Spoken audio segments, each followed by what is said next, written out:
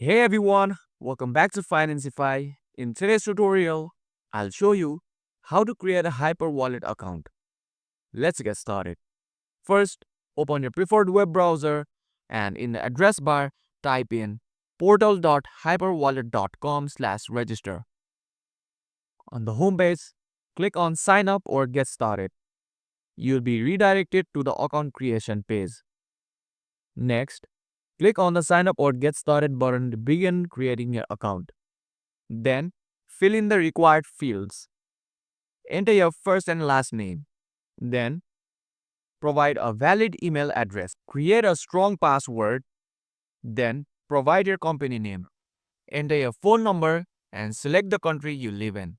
Once you have filled the required fields, tick the CAPTCHA and hit the Submit button. Review the terms and conditions, agree to them, and click Create Account to complete your registration. Open your email inbox, look for the verification email from HyperWallet, click the verification link to activate your account. And that's it. You have successfully created your HyperWallet account. If you found this video helpful, give it a thumbs up, subscribe to Financify, and hit the bell icon for more tutorials. Thanks for watching, and I'll see you in the next video.